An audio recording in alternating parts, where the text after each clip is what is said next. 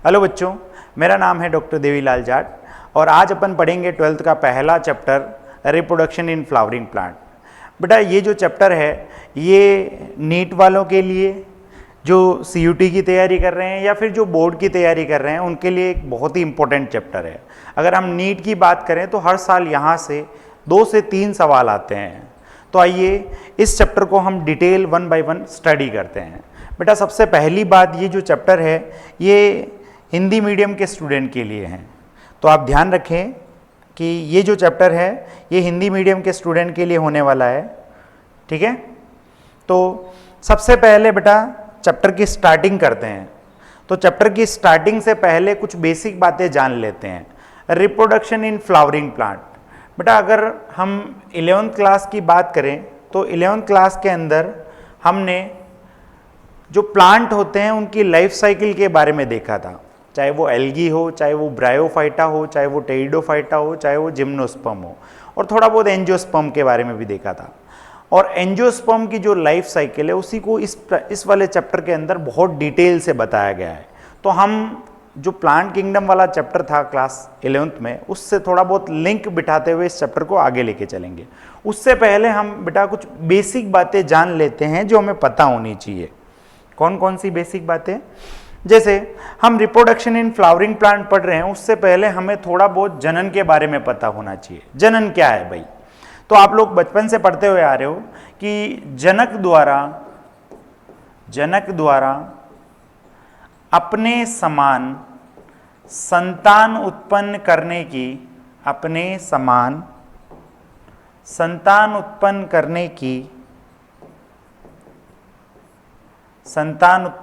की जो प्रोसेस है बेटा, उस प्रोसेस को, उस प्रक्रिया को आप क्या कहोगे? जनन कहोगे। ध्यान से सुनिए बेटा, जनन क्या है? तो जनक द्वारा अपने समान संतान उत्पन्न करने की जो प्रक्रिया है उसे हम जनन कहते हैं। ये हम बेसिक बचपन से पढ़ते हुए आ रहे हैं क्लास 8 से, तो इतना ज़्यादा कोई डिफिकल्ट नहीं है। लेकिन यहाँ समझने, ध्यान देने योग्य बात क्या है बेटा कि यहाँ पे एक छोटा सा टर्म आया है, अपने समान। तो इसका क्या मतलब है सर? बेटा इसका मतलब ये है कि जिस प्रजाति का जनक होगा उसी प्रजाति का, मान लीजिए जिस प्रजाति का जनक होगा उसी प्रजाति की संतान होगी। यहां पे जो हमने परिभाषा में एक छोटा सा पॉइंट लिया है कि अपने समान संतान उत्पन्न करने की प्रक्रिया को हम जनन कहते हैं। तो अपने समान से मतलब यह है कि जिस प्रजाति का जनक होगा बेटा उसी प्रजाति की संतान होगी। यानी अगर जनक हाथी है तो उसके संतान हाथी ही पैदा होगी, अगर जनक गधा है तो उसके गधा ही पैदा होंगे, और अगर इंसान है तो उसके इंसान ही पैदा होंगे। ऐसा नहीं होगा कि इंसानों के गधे पैदा हो जाएं, ऐसा पॉसिबल नहीं है, क्योंकि उसकी प्रजाति अलग है और इसकी प्रजाति अलग है। तो अपने समान का मतलब यह है बेटा कि जिस प्रजाति का जनक होगा उसी प्रजाति की संतान होगी, ठीक है। तो सर मुझे ये समझ में आ गया कि जनन क्या होता है, कि जनक द्वारा अपने समान संतान उत्पन्न करने की जो प्रक्रिया है उसे हम जनन बोलते हैं। बेटा अब ये जो जनन है आपको पता है कि ये 2 प्रकार के होते हैं। सर मुझे नहीं पता है, तो आइए 1 बाय 1 देखते हैं इसको कि ये जो जनन होता है बेटा, ये जनन 2 प्रकार का होता है। कौन कौन सा? तो बेटा एक होता है अलैंगिक और दूसरा होता है लैंगिक। आप लोग पहले से पढ़ते हुए आए होंगे बेटा, अलैंगिक को अपन इंग्लिश में एसेक्सुअल बोलते हैं और लैंगिक को अपन सेक्सुअल बोलते हैं, ठीक है। अगर हम हल्का फुल्का दोनों के बीच में अंतर देखें तो हमें कुछ बेसिक अंतर दिखाई देता है। क्या? देखिए, हमने कहा कि जनन 2 प्रकार का होता है। कौन कौन सा? तो अलैंगिक और लैंगिक, ठीक। जनन 2 प्रकार का होता है, अलैंगिक, एंड दूसरा जो होता है बेटा वो होता है लैंगिक। अलैंगिक और लैंगिक में अगर हम अंतर करना चाहें तो हमें कुछ बेसिक अंतर दिखाई देते हैं। जैसे आप लोगों ने पहले भी पढ़ा होगा बेटा, अलैंगिक जो जनन होता है उसमें सिर्फ एक जनक पार्टिसिपेट करता है, सिर्फ एक जनक होता है अलैंगिक में।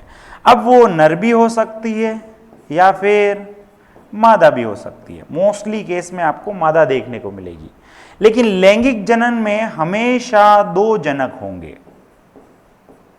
ठीक है, अब 2 जनक होंगे तो क्या सर दोनों नर होंगे या दोनों मादाएं होगी? नहीं बेटा, ऐसा कभी नहीं होगा कि दोनों सेम सेक्स के होंगे। दोनों के जो लिंग है वो अलग अलग होने चाहिए, यानी एक मेल होना चाहिए और दूसरा फीमेल होना चाहिए। तो जो 2 जनक पार्टिसिपेट करते हैं लैंगिक जनन में, बेटा एक नर होगा और दूसरी मादा होगी। ऐसा कभी नहीं होगा कि दोनों नर हो जाए, या ऐसा कभी नहीं होगा कि सर 2 जनक मतलब दोनों मादा हो जाए, क्योंकि अगर दोनों सेम सेक्स के आएंगे तो कभी भी वो संतान की उत्पत्ति नहीं कर सकेंगे। ठीक है, तो पहला अंतर हमें स्पष्ट दिखता है सर कि अलैंगिक में 1 जनक होता है और उसमें 2 जनक होते हैं। दूसरे की बात करें बेटा, तो यहां पर युग्मक निर्माण हो भी सकता है और नहीं भी हो सकता है, दोनों पॉसिबिलिटी है। लेकिन बेटा यहां पर युग्मक का निर्माण 100% है कि होगा। ठीक है, यहां 100% है कि क्या है बेटा? होगा। ठीक है, तीसरा बेटा, यहां पे युग्मक किसी में बन रहे हैं, किसी में नहीं बन रहे हैं, तो 100% यहां पर युग्मक का संलयन नहीं होगा, यानी यहां पर कभी भी हमें निषेचन देखने को नहीं मिलेगा। लेकिन बेटा यहां पर हमें 100% है कि निषेचन देखने को मिलेगा। इसका मतलब यह है सर कि दुनिया में जहां कहीं पर भी अलैंगिक जनन हो रहा होगा वहां 1 जनक होगा और वहां कभी भी मुझे निषेचन देखने को नहीं मिलेगा। और दुनिया में जहां कहीं पे भी लैंगिक जनन हो रहा होगा वहां 100% मुझे निषेचन देखने को मिलेगा।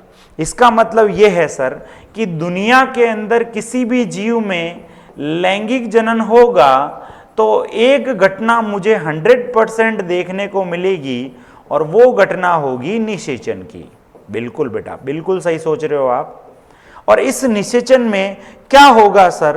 तो बेटा इसमें जो नर युग्मक है वो मादा युग्मक के साथ संलयन करेगा और नर युग्मक मादा युग्मक के साथ संलयन करके युग्मनज का निर्माण करेगा। किसका निर्माण करेगा बेटा? युग्मनज का निर्माण करेगा। ठीक है, ध्यान दीजिए, मैंने कहा बेटा दुनिया में जहां कहीं पे भी लैंगिक जनन हो रहा होगा बेटा उसमें एक घटना फिक्स होगी। कौन सी घटना? निषेचन वाली, जिसमें क्या होगा, नर युग्मक मादा युग्मक के साथ संलयन करेगा और युग्मनज का निर्माण करेगा। अब मैं आपसे बोलूं बेटा, ये नर युग्मक है और ये मादा युग्मक है, दोनों का संलयन हो रहा है। उससे पहले क्या हुआ होगा? क्या नर के अंदर नर युग्मक बना होगा, मादा के अंदर मादा युग्मक बना होगा? नर भाग दूर, नर भाग यहां है, मादा या भाग यहां है, दोनों दूर रह करके कभी संलयन कर सकते हैं क्या? नहीं। तो दोनों को पास पास आना पड़ेगा या कोई एक दूसरे के पास जाएगा, इसको हम बोलते हैं युग्मक स्थानांतरण। तो नर में नर युग्मक बना, मादा में मादा युग्मक बना, इसको हम युग्मक जनन बोल रहे हैं। और जब दोनों पास पास आए तो इसको हमने युग्मक स्थानांतरण बोला। और ये दोनों चीजें हमें निषेचन से पहले होते हुए दिखाई दे रही है। और बेटा जो चीजें निषेचन से पहले होते हुए दिखाई दे रही है उन घटनाओं को हम बोल लेंगे निषेचन पूर्व घटनाएं। निषेचन पूर्व घटनाएं। निषेचन पूर्व घटनाएं क्या होती है बेटा? निषेचन से पहले जो भी घटनाएं होती है उसे हम निषेचन पूर्व घटनाएं कहते हैं। ठीक है, तो अगर आपसे मैं बोलूं कि क्या क्या होते हुए आपको लग रहा है तो आप बोलोगे सर नर और मादा युग्मक बनते हुए मुझे दिखाई दे रहा है और ये निषेचन से पहले होगा। इसका मतलब निषेचन पूर्व घटनाओं में युग्मक निर्माण होगा। दूसरा आपको क्या होते हुए दिखाई दे रहा है तो आप बोलोगे सर नर के अंदर नर युग्मक बना है, मादा के अंदर मादा युग्मक बना है, दोनों दूर रह करके निषेचन नहीं कर सकते, तो दोनों को पास पास आना पड़ेगा। इसके लिए मैं बोलूंगा कि उनमें युग्मक स्थानांतरण होगा। बेटा ये युग्मक का निर्माण और युग्मक का स्थानांतरण निषेचन से पहले होता है, इसीलिए हम इनको निषेचन पूर्व घटनाओं में पढ़ते हैं। जब दोनों पास पास आ जाएंगे तो दोनों का संलयन होगा, इसे हम निषेचन घटना में पढ़ते हैं। और बेटा जब निषेचन हो गया तो उसके बाद जो भी घटनाएं होगी उनको हम पढ़ते हैं निषेचन पश्चात घटनाओं में। निषेचन पश्चात घटनाओं में। बेटा निषेचन पश्चात घटनाओं में सबसे पहले आता है युग्मनज निर्माण, युग्मनज निर्माण। दूसरा आता है बेटा युग्मनज जो है वो आगे जाके भ्रूण बनाता है, तो भ्रूण का निर्माण। और बेटा एक बार भ्रूण बन गया तो यही भ्रूण आगे जाके हो सकता है एक संतति बनाए। अगर ये जंतुओं में हो रहा है तो एक संतति बनाएगा, और अगर ये पादप में हो रहा है बेटा तो बीज बनाएगा। तो मैं यहां पे या तो संतति लिख सकता हूं या फिर मैं यहां पर बीज लिख सकता हूं। ठीक है, तो बेटा दुनिया में कहीं पर भी लैंगिक जनन हो रहा होगा वहां 100% है कि ये 3 घटनाएं चलेगी ही चलेगी। बेटा निषेचन पूर्व घटनाएं जो है उसे हम प्री फर्टिलाइजेशन इवेंट बोलते हैं, प्री फर्टिलाइजेशन इवेंट। और बेटा निषेचन को आप फर्टिलाइजेशन इवेंट बोलते हो, फर्टिलाइजेशन इवेंट। और बेटा निषेचन पश्चात घटनाओं को आप पोस्ट फर्टिलाइजेशन इवेंट बोलते हो, पोस्ट फर्टिलाइजेशन इवेंट। ठीक है, तो दुनिया में कहीं पे भी लैंगिक जनन हो रहा होगा तो उसमें बेटा कुछ घटनाएं होगी। उसमें से जो मेन घटना है वो है निषेचन, जहां पे नर युग्मक मादा के साथ संलयन कर रहा है। मैंने आपसे बोला बेटा संलयन करने से पहले या नर और मादा युग्मक कहीं ना कहीं बने होंगे क्या? आपने कहा बिल्कुल सर, कहीं ना कहीं बने होंगे। और मैंने कहा नर में नर युग्मक बन गया, मादा में मादा युग्मक बन गया। इस युग्मक के निर्माण को हम युग्मक जनन कहते हैं। उसके बाद दोनों दूर रह करके निषेचन नहीं कर सकते, तो दोनों को क्या करना पड़ेगा बेटा? पास पास आना पड़ेगा। क्या मैं इसको युग्मक स्थानांतरण बोल दूं क्या? तो आप बोलोगे सर बिल्कुल सही बोल रहे हो। और ये दोनों चीजें मुझे निषेचन से पहले होते हुए दिखाई दे रही है कि नहीं दे रही है? बिल्कुल सर, इसीलिए हम इनको किस में पढ़ते हैं? निषेचन पूर्व घटनाओं में। जब दोनों युग्मक निर्माण के बाद युग्मक स्थानांतरण होगा तो दोनों पास पास आ जाएंगे, तो दोनों के बीच में क्या होगी बेटा? निषेचन घटनाएं। और एक बार निषेचन हो गया तो उसके बाद जो जो घटनाएं होगी वो सारी की सारी निषेचन पश्चात घटनाओं के अंदर पड़ी जाएगी। तो दुनिया में कोई किसी भी जीव में अगर लैंगिक जनन हो रहा है तो ये 3 घटनाएं मुझे 100% देखने को मिलेगी, निषेचन पूर्व, निषेचन और निषेचन पश्चात घटनाएं। ठीक है बेटा, यहां तक मेरे हिसाब से आपको समझ में आया होगा। अब क्योंकि हम ये जो लैंगिक जनन है ये एंजियोस्पर्म के अंदर पढ़ रहे हैं, यानी पुष्पी पादपों में पढ़ रहे हैं बेटा, तो हम इस चैप्टर में क्या क्या पढ़ेंगे उसकी थोड़ी सी रूपरेखा बना लेते हैं। बेटा मैंने अभी आपको कुछ बेसिक बातें बताई, जनन क्या होता है और जनन कितने टाइप के होते हैं। उसके बाद मैंने आपको डिटेल में बताया लैंगिक जनन जो पढ़ते हैं उसमें कौन कौन सी घटनाएं आती है। ठीक है, जिसमें आपने कहा कि सर मेन इवेंट फर्टिलाइजेशन यानी निषेचन है, उससे पहले जो भी होगा वो निषेचन पूर्व और उसके बाद जो भी होगा उसे निषेचन पश्चात बोलेंगे। जैसे एग्जाम्पल के तौर पे बेटा जब किसी की शादी होती है तो उसे हम वेडिंग बोलते हैं। ठीक है, और वेडिंग से पहले जब दूल्हा दुल्हन किसी सुनसान जगह पे जाते हैं एक फोटोग्राफर को लेके, तो वो क्या करवाते हैं बेटा? क्या वो प्री वेडिंग शूट कहलाता है? बिल्कुल। तो शादी से पहले जो शूट हुआ उसे प्री वेडिंग बोल रहे हैं, शादी वाले दिन वेडिंग शूट, और उसके बाद जो दूल्हा दुल्हन अपनी सेल्फी डालते रहेंगे उसे हम पोस्ट वेडिंग बोल सकते हैं बेटा। ऐसा ही बेटा मेन इवेंट फर्टिलाइजेशन निषेचन है, उससे पहले जो होगा निषेचन पूर्व, उसके बाद जो होगा वो निषेचन पश्चात। तो बेटा इस चैप्टर में हमें क्या क्या पढ़ना है, आइए उसकी रूपरेखा बनाते हैं। तो सबसे पहले तो सर हमें इसमें लैंगिक जनन के बारे में पढ़ना है। तो पुष्पी पादपों में हम सर पहले तो लैंगिक जनन के बारे में पढ़ेंगे। और बेटा पुष्पी पादपों में जब आप लैंगिक जनन के बारे में पढ़ोगे तो नो डाउट आपको 3 घटनाएं तो पढ़नी ही पड़ेगी। कौन कौन सी 3 घटनाएं बेटा? तो आप बोलोगे कि सर मुझे निषेचन पूर्व घटनाएं पढ़नी पड़ेगी। बिल्कुल, निषेचन पूर्व घटनाएं। दूसरा मुझे सर निषेचन घटनाएं पढ़नी पड़ेगी। और तीसरा मुझे निषेचन पश्चात घटनाएं पढ़नी पड़ेगी, निषेचन पश्चात घटनाएं पढ़नी पड़ेगी। बेटा इसमें आप क्या क्या पढ़ोगे, तो अभी आपने बताया था कि युग्मक का निर्माण कैसे होता है, तो युग्मक निर्माण पढ़ोगे या युग्मक जनन के बारे में पढ़ोगे। बेटा युग्मक का निर्माण नर में भी होता है और मादा में भी होता है, तो दोनों के बारे में डिटेल से पढ़ेंगे। उसके बाद बेटा दूसरा हम पढ़ेंगे कि किस प्रकार से युग्मक का स्थानांतरण होता है, क्योंकि हम लैंगिक जनन पुष्पी पादपों में पढ़ रहे हैं, तो यहां पर युग्मक के स्थानांतरण को दर्शाने के लिए एक टर्म दिया गया है जिसे हम परागण कहते हैं। बेटा ये युग्मक स्थानांतरण ही है, बट इसको पुष्पी पादपों में अलग से बताने के लिए परागण नाम दे दिया गया है। ठीक है, फिर निषेचन में क्या होता है, दोनों का संलयन होता है, उसके बारे में पढ़ेंगे। और निषेचन पश्चात घटनाओं में हमें पुष्पी पादपों में सबसे पहले युग्मनज का निर्माण कैसे होता है उसके बारे में पढ़ना है। उसके बाद बेटा ये जो युग्मनज है उसके साथ साथ ही यहाँ पर भ्रूणपोष बनता है। ये भ्रूणपोष एक नई अलग संरचना है जिसके बारे में हमने बेसिक के अंदर नहीं पढ़ा था, क्योंकि ये पादप में विशेष तौर पे बनती है, अलग से बनती है, इसीलिए हमने वहां पे इसके ऊपर ध्यान नहीं दिया था। बेटा तीसरा हमें पढ़ना है कि ये युग्मनज किस प्रकार से भ्रूण का निर्माण करता है, तो भ्रूण निर्माण। चौथा बेटा हमें पढ़ना है कि यही भ्रूण आगे जाके किस प्रकार से बीज का निर्माण करता है, और इसी बीज के ऊपर हमें फल देखने को मिलता है, तो फल का निर्माण कैसे होता है। तो ये कुछ टॉपिक हमें इस पॉइंट के अंदर कवर करने हैं। पहला पॉइंट हमें लैंगिक जनन की सारी घटनाएं पढ़नी है। दूसरा बेटा हमें पढ़ना है इसके अलावा कुछ और टर्म्स के बारे में, जैसे बहुभ्रूणता क्या होती है, तो उसके बारे में पढ़ेंगे बेटा।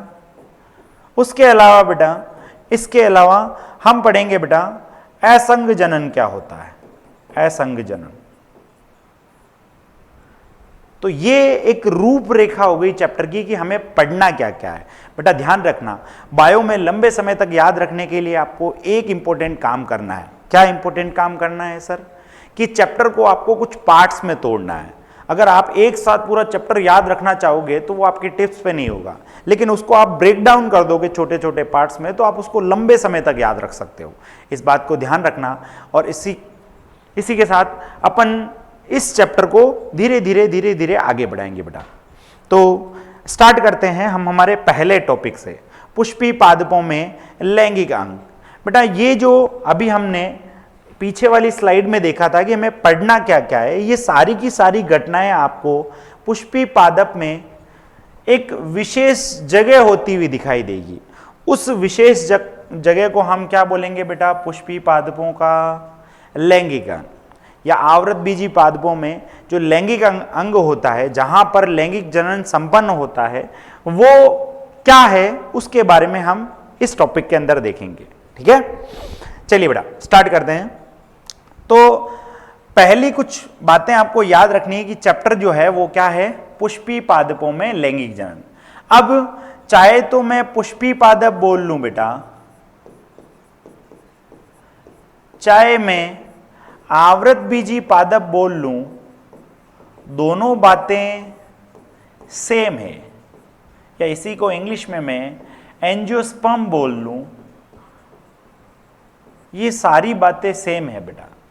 ये जो एंजियोस्पर्म होते हैं, मान लीजिए मैं यहां पे एक प्लांट का डायग्राम बनाऊं आपके सामने, तो इस आवृत बीजी पादप के अंदर मुझे कुछ अंग दिखाई देंगे, जैसे मुझे जड़ें दिखाई देगी, मुझे तना दिखाई देगा, मुझे पत्तियां दिखाई देगी, और उसके साथ साथ मुझे फ्लावर फूल दिखाई देगा बेटा। तो आवृत बीजी पादप जो होते हैं, जो एंजियोस्पर्म होते हैं बेटा, उनके अंदर लैंगिक जनन इसी विशेष अंग में होता है। ठीक है, तो आवृत बीजी पादपों में जो लैंगिक अंग होता है उसे हम क्या कहते हैं बेटा, पुष्प कहते हैं, फ्लावर कहते हैं। ठीक है, तो हमें कुछ बातें इस फ्लावर के बारे में जान लेनी चाहिए। क्या क्या बातें जान लेनी चाहिए सर, तो आइए वन बाय वन देखते हैं। सबसे पहली बात बेटा, ये जो फ्लावर है, ये जो फ्लावर है बेटा, इसमें सबसे पहली बात हम ये लिख सकते हैं कि ये पुष्पी पादपों का लैंगिक जनन अंग है, लैंगिक जनन अंग है।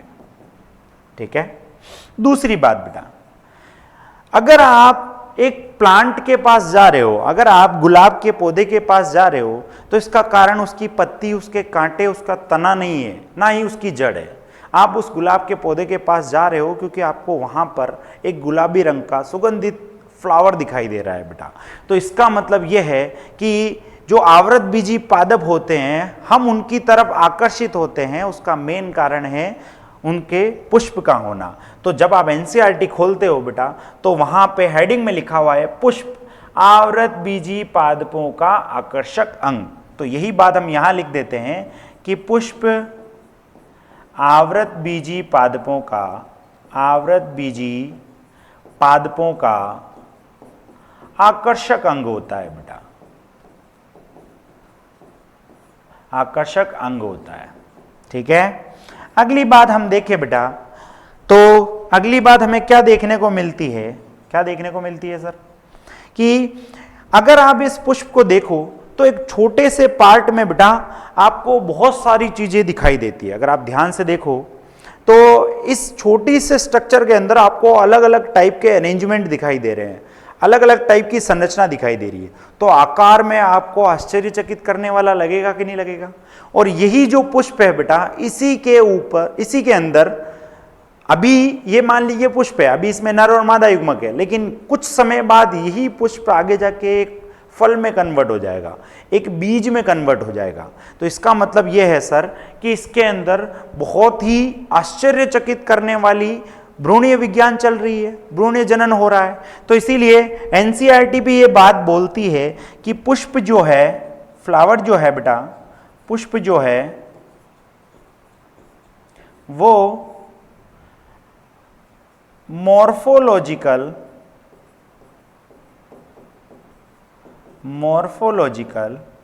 और एम्ब्रियोलॉजिकल मार्वल है बेटा, एम्ब्रियोलॉजिकल मार्वल है।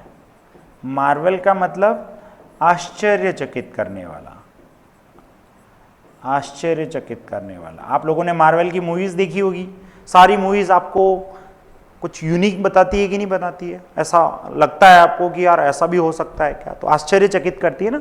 ऐसे ही पुष्प को अगर आप एज ए बायोलॉजिस्ट देखोगे तो आपको उसका अलग अलग टाइप का आकार दिखाई देगा बेटा, उसके अंदर अलग अलग टाइप से बीज बनते हुए दिखाई देंगे। इसीलिए हम बोलते हैं, एनसीईआरटी बोलती है कि पुष्प जो होता है बेटा वो मॉर्फोलॉजिकल और एम्ब्रियोलॉजिकल मार्वल होता है।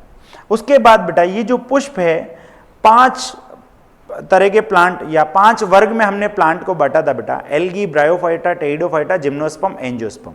उसमें से 4 के अंदर हमें देखने को नहीं मिलता है, सिर्फ 1 में देखने को मिलता है। इसका मतलब यह है कि पुष्प सिर्फ आवृत बीजी पादप या एंजियोस्पर्म में पाया जाता है, तो उनका विशेष लक्षण है। तो इसीलिए हम लिखते हैं बेटा कि पुष्प जो है, पुष्प एंजियोस्पर्म का विशेष लक्षण है। बेटा ये जो पुष्प है इसका निर्माण जो है वो शूट से होता है। शूट क्या होती है सर? आइए ध्यान दीजिए, इधर समझिए बेटा। जमीन से नीचे ये जो हिस्सा है इसको हम रूट बोलते हैं और जमीन से ऊपर वाले को शूट बोलते हैं। मान लीजिए एक शाखा निकली हुई है बेटा, आपको पता है कि शाखा जो होती है उसमें बीच बीच में नोड पाए जाते हैं और इन नोड के बीच की जो दूरी होती है उसे हम इंटरनोड कहते हैं बेटा। तो ये जो नोड होते हैं बेटा, जिस शाखा को आगे जाके फ्लावर बनना है वहां पे ये जो नोड होते हैं, 2 नोड के बीच के जो इंटरनोड होता है उसकी वृद्धि होना बंद हो जाती है। तो नोड बिल्कुल पास पास आ जाते हैं बेटा। नोड क्या आ जाते हैं? बिल्कुल पास पास आ जाते हैं इस तरीके से। और एक नोड से मान लीजिए बाह्य दलपुंज बन गया, इससे मान लीजिए दल बन गया, इससे पुमांग बन गया और इससे मान लीजिए जायांग बन गया। तो क्योंकि ये इतने पास होते हैं तो इस स्ट्रक्चर से पूरा का पूरा क्या बन जाता है? एक फ्लावर बन जाता है। ठीक है, तो यही बात हम यहां लिख देते हैं कि जो पुष्प होता है बेटा, वो जो पुष्प होता है वो शूट के रूपांतरण से बनता है। शूट रूपांतरण, सॉरी एक सेकेंड,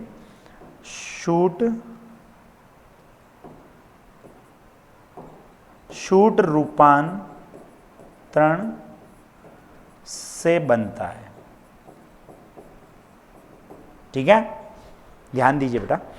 तो मैंने आपको यहां पे कुछ बेसिक बातें बताई। क्या बताई? मैंने कहा बेटा आवृत बीजी पादपों में आप लैंगिक जनन पढ़ रहे हो, लेकिन पहले ये तो समझो कि वो हो कहाँ रहा है। तो उसको समझाने के लिए मैंने यहाँ पे कुछ पार्ट बताया। मैंने कहा बेटा एक आवृत बीजी पादप जो है उसमें बहुत सारे पार्ट होते हैं, उसमें से एक पार्ट होता है फ्लावर, और उसी फ्लावर के अंदर हमें लैंगिक जनन होते हुए दिखाई देगा। तो हमने कहा कि चाहे तो आप पुष्पी पादप बोल दो, क्योंकि सिर्फ आपको आवृत बीजी पादपों के अंदर ही पुष्प देखने को मिलता है। चाहे आप आवृत बीजी पादप बोल दो, चाहे आप एंजियोस्पर्म बोल दो, सारी बातें एक ही है। उनके अंदर लैंगिक जनन अंग के रूप में क्या पाया जाता है? पुष्प पाया जाता है। अब पुष्प के बारे में यहाँ पे कुछ बातें मैंने बताई है जो आपको अच्छे से याद रखनी है। जैसे पुष्पी पादपों में ये लैंगिक जनन अंग होता है।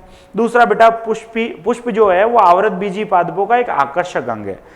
उसके बाद बेटा अगर आप एज ए बायोलॉजिस्ट पुष्प को देखते हो तो आपको अलग अलग टाइप की संरचनाएं देखने को मिलती, और उसके अंदर अलग अलग पुष्प में अलग अलग प्रकार से बीज बनते हुए दिखाई देता है। इसीलिए हम बोलते हैं पुष्प मॉर्फोलॉजिकल और एम्ब्रियोलॉजिकल मार्वल होता है।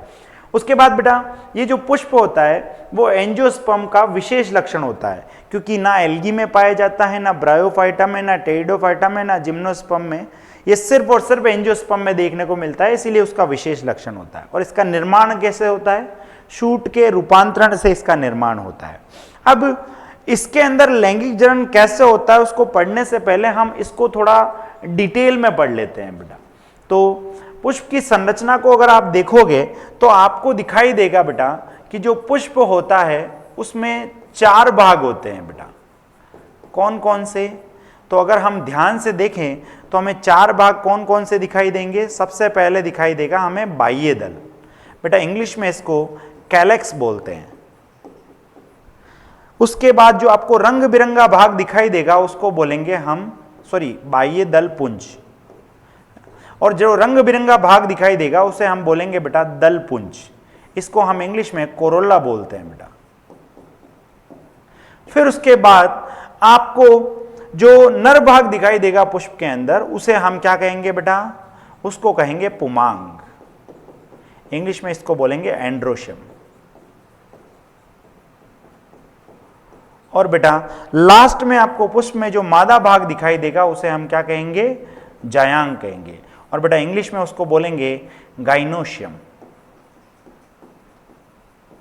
ध्यान दीजिए इधर, ये वाले पार्ट हमें दिखाई देंगे। अगर मैं यहां पे डायग्राम बनाऊं बेटा फ्लावर का, वैसे तो पीछे हमें अच्छे से दिखाई दे रहा है, तो हम पहले इसी को देख लेते हैं। ये एनसीईआरटी का डायग्राम है बेटा, ध्यान से देखिए। चलिए पहले मैं आपको अपना एक डायग्राम बना के वही दिखा देता हूं। देखिए बेटा, मान लीजिए ये एक नीचे फूला हुआ सा पार्ट है। ये जो फूला हुआ सा पार्ट है, इस फूले हुए पार्ट में सारे के सारे पुष्प के अंग आके जुड़ते हैं। इस वाले भाग को हम बोलते हैं पुष्पासन। जो फूला हुआ पार्ट है जहां पर सारे के सारे अंग आके जुड़ते हैं उसको पुष्पासन बोलते हैं। बेटा इस पुष्पासन से आपको हरे रंग की पत्ती जैसी संरचना दिखाई देगी जो यहां से निकल रही है बेटा।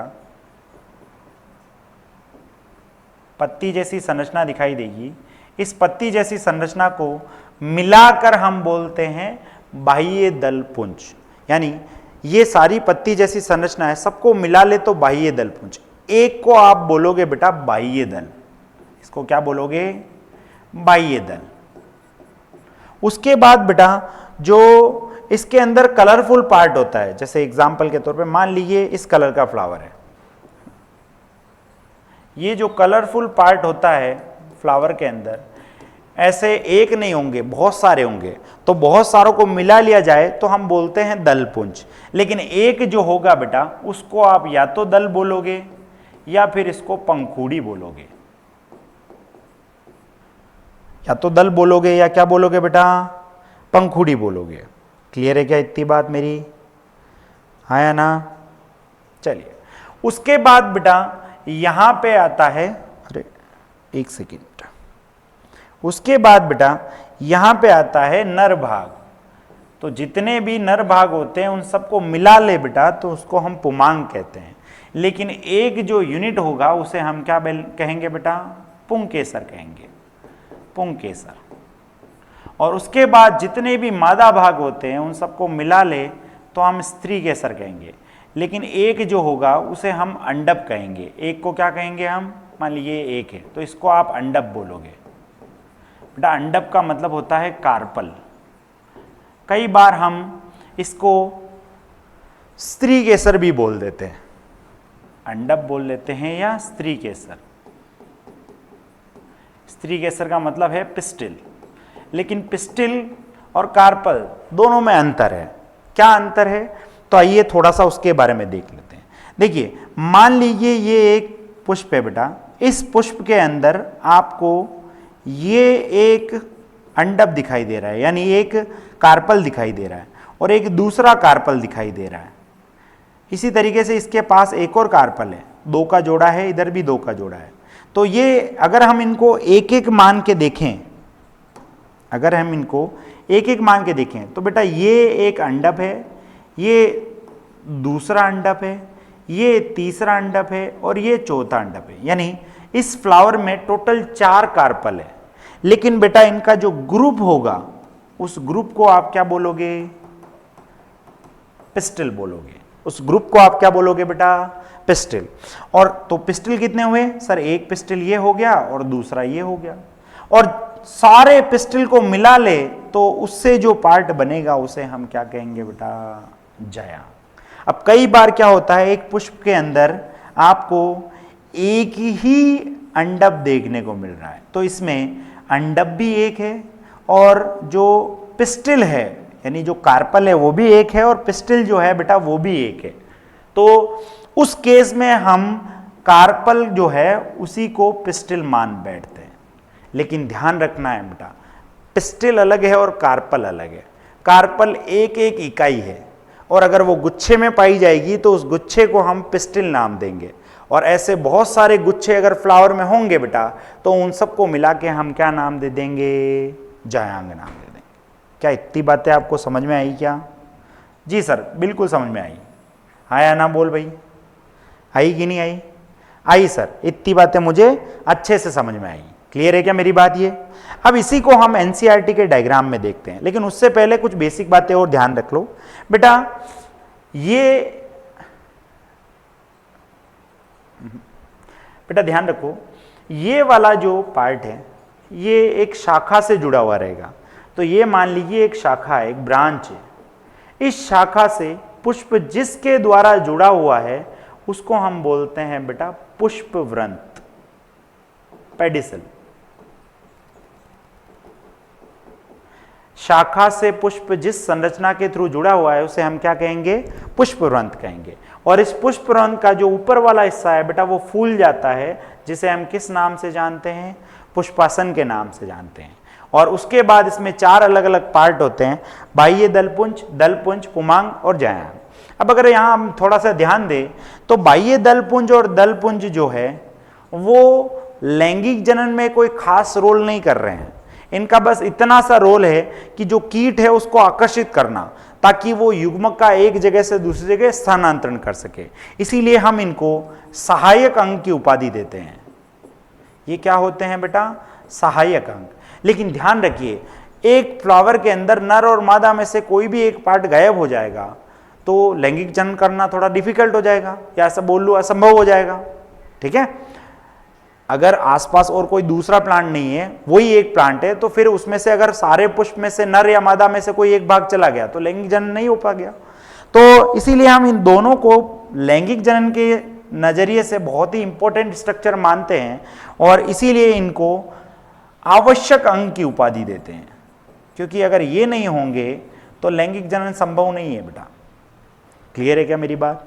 अब सर बाह्य दलपुंज, दलपुंज, पुमांग, जायांग किस किस से मिलके बने हैं? तो इसके लिए बेटा हम एक छोटी सी टेबल बना लें जिसमें हम देखें कि कौन कौन सा पार्ट क्या क्या है। तो हमें पता चलता है कि सबसे बाहर जो संरचना थी उसे हम क्या बोल रहे थे बेटा, उसे हम बाह्य दलपुंज बोल रहे थे, बाह्य दलपुंज। बेटा ये जो बाह्य दलपुंज है ये किससे मिलके बना होगा, बाह्य दल से मिलके बना होगा। दूसरा बेटा जो संरचना थी वो थी दलपुंज, और ये दलपुंज किससे मिलके बना था बेटा? ये दल से मिलके बना था। तीसरी जो संरचना थी बेटा वो था पुमांग, और ये पुमांग किससे मिलके बना है? पुंकेसर से मिलके बना है। और चौथी संरचना जो थी बेटा वो थी जायांग, और ये जायांग किससे मिलके बना है? स्त्रीकेसर या अंडप से। स्त्रीकेसर या फिर अंडप, हालांकि कब कौन सा टर्म यूज करना है ये मैंने आपको अच्छे से बता दिया है, ठीक है। तो ये 4 संरचना होती है और ये इनकी इकाई होती है। आइए अपन वन बाय वन प्रैक्टिकली इन चीजों को देखते हैं। तो मेरे पास 2 फ्लावर है। सबसे पहले इस फ्लावर को देखिए बेटा, दिख रहा है क्या सही से? हाँ, इस फ्लावर को देखिए। अगर आप इस फ्लावर को ध्यान से देखोगे तो इस फ्लावर में आपको ये जो ग्रीन ग्रीन पार्ट दिखाई दे रहा है नीचे की तरफ, ये वाला, तो ये ग्रीन ग्रीन पार्ट जो है बेटा, इस ग्रीन ग्रीन पार्ट को मिला करके हम क्या बोलते हैं? बाह्य दलपुंज बोलते हैं। अगर इसमें एक की बात करेंगे बेटा तो उसको हम बाह्य दल बोलेंगे। फिर उसके बाद आपको ये जो येलो कलर के स्ट्रक्चर दिखाई दे रहे हैं, ये सारे जो मैंने अभी निकाले हैं, ये सारे के सारे बेटा मिला ले तो इनको हम क्या बोलेंगे? दलपुंज। लेकिन इसमें से मैं एक को निकाल लूं, ये एक को मैंने निकाल लिया इस फ्लावर में से, तो इसको आप क्या बोलोगे बेटा? दल बोलोगे या फिर पंखुड़ी बोलोगे। ध्यान दीजिए, ये दल होगा या फिर पंखुड़ी होगी, ठीक है। इस फ्लावर में से मैंने बेटा ये जो कलरफुल वाला पार्ट निकाला है इसको आप पंखुड़ी बोलोगे, और ये सारे मिला लिए जाए तो इसको आप क्या नाम दोगे? इसको आप दलपुंज नाम दोगे। तो अगर इस फ्लावर से मैं सारे के सारे दलपुंज को हटा लूं तो फिर मुझे इस फ्लावर में नर भाग दिखाई देगा, और वो जो नर भाग होगा बेटा, उस नर भाग को सबको मिला करके मैं क्या कहूँगा? सबको मिला ले तो हम इसको पुमांग बोलेंगे बेटा। अगर आप ध्यान से देख पा रहे हो इसको, तो ये पुमांग है। इन पुमांगों को हटा लूँ मैं, या फिर इनकी एक इकाई के बारे में बताऊं आपको, तो जो एक इकाई होती है बेटा उसको आप पुंकेसर बोलते हो। क्या बोलते हो? पुंकेसर। और ऐसे बहुत सारे होंगे तो उसको आप पुमांग बोलोगे। इसी तरीके से ये जो फ्लावर होता है बेटा, इस फ्लावर के अंदर यहाँ पर इस जगह पे ये जो आपको दिखाई दे रहा है, ये वाला जो पार्ट होता है इसको हम जायांग बोलते हैं बेटा, ठीक है। फिर उसके बाद एक और फ्लावर मेरे पास है, ये वाला। अगर इस फ्लावर को आप ध्यान से देखो तो ये डंडी दिखाई दे रही है आपको। ये जो डंडी होती है इसी के थ्रू वो ब्रांच से जुड़ा हुआ रहता है। इस डंडी को हम पुष्प वृंत बोलते हैं। और अगर आप ध्यान से देख पा रहे हो तो ये जो डंडी है इसका ये वाला पार्ट जो है ये फूला हुआ है। एक मिनट, ये जो डंडी है बेटा, इस डंडी का ये वाला जो पार्ट है बेटा, ध्यान से देखो, ये वाला पार्ट बाकी के मुकाबले फूला हुआ है। तो यहाँ पे सारे पार्ट आके अटैच होते हैं, इसीलिए इस वाले पार्ट को हम पुष्पासन बोलते हैं, इसको पुष्प वृंत बोलते हैं। मेरे हिसाब से आप थोड़ा बहुत समझ पाए होंगे, ठीक है बेटा। यहाँ तक मेरे हिसाब से आपको समझ में आया होगा।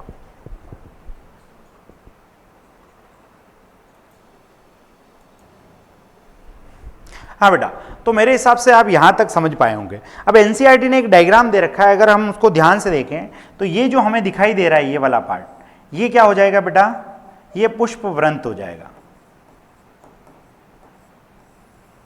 और ये देखो, ये जो फुला हुआ पार्ट है जिसमें सारे पार्ट आके अटैच हो रहे हैं, इस वाले पार्ट को हम क्या बोलेंगे? पुष्पासन बोलेंगे, पुष्पासन बोलेंगे बेटा। पुष्प वृंत को इंग्लिश में पेडिसल बोलते हैं और पुष्पासन को हम थैलेमस बोलते हैं। अब उसके बाद बात देखें तो ये आपको ये जो देखो ग्रीन ग्रीन से पार्ट दिखाई दे रहे हैं, इसमें से एक जो होगा उसे आप क्या बोलोगे? बाह्य दल बोलोगे। क्या बोलोगे बेटा? बाह्य दल। और इंग्लिश में हम इसको बोलेंगे सेपल। ऐसी जो कलरफुल पार्ट आपको दिखाई दे रहा है ये, तो इसको हम क्या बोलेंगे बेटा? इसको हम बोलेंगे दल, और इंग्लिश में इसको बोलेंगे पेटल। फिर उसके बाद आपको ये बहुत सारे नर भाग दिखाई दे रहे हैं बेटा। इसमें से एक नर भाग जो होगा उसे आप क्या बोलोगे बेटा? इस एक नर भाग को आप बोलोगे पुंकेसर। एक नर भाग को पुंकेसर बोलोगे। ऐसे ही ये जो स्त्री वाला भाग दिखाई दे रहा है, ध्यान दीजिए बेटा, ये वाला, अरे ये वाला भाग जो आपको दिखाई दे रहा है, जो मैंने ये वाला भाग बेटा स्त्री वाला भाग है। इसको हम क्या बोलते हैं, क्योंकि इस फ्लावर में एक ही है तो इसी को तो आप जायांग बोल दो, और वैसे एक से ज्यादा होते हैं तब आप इसको क्या बोलते हैं बेटा, स्त्री केसर बोलते हैं। क्योंकि यहां पे एक ही है तो हम इसी को जायांग, इसी को स्त्री केसर बोल देते हैं। और यहां नर बाघ बहुत सारे हैं बेटा, तो सबको मिला के हम बोलेंगे पुमांग, और एक को क्या बोलेंगे, पुंकेसर। अब अगर आप हिंदी वाली एनसीईआरटी पढ़ोगे तो बेटा यहां पे छोटी सी मिस्टेक कर रखी है, इसको तो बता रखा है, जो दल है उसको बता रखा है पुंकेसर, और पुंकेसर को बता रखा है दल। ये शायद थोड़ा सा ऊपर नीचे कर रखा है, तो आप देख लेना जो मैंने ये बताया है ये बिल्कुल करेक्ट है, तो आप इससे उसमें जो भी करेक्शन है उसको चेंज कर लेना। ठीक है बेटा, आइए ये सारी बातें जानने के बाद हम स्टार्ट करते हैं कि किस प्रकार से पुष्पी पादपों के अंदर लैंगिक जनन होता है। अभी तक हमने क्या पढ़ा है, हमने ये पढ़ा है कि हमें पढ़ना क्या क्या है। उसके बाद हमने ये देखा है कि ये सारी चीज़ें जो हमें पढ़नी है ये पुष्पी पादपों में कहाँ हो रही है, तो हमने कहा था कि ये पुष्प के अंदर हो रही है, और पुष्प जो होता है वो क्या होता है उसके बारे में ये सारी बातें मैंने यहाँ डिटेल से बता दी है। तो अब हम स्टार्ट करेंगे कि किस प्रकार से तीनों घटनाएं होती है। तो सबसे पहले हम पढ़ेंगे बेटा निषेचन पूर्व घटनाओं के बारे में। तो आइए चलते हैं निषेचन पूर्व घटनाओं के बारे में। तो हमें सबसे पहले पढ़ना है बेटा निषेचन पूर्व घटनाओं के बारे में। तो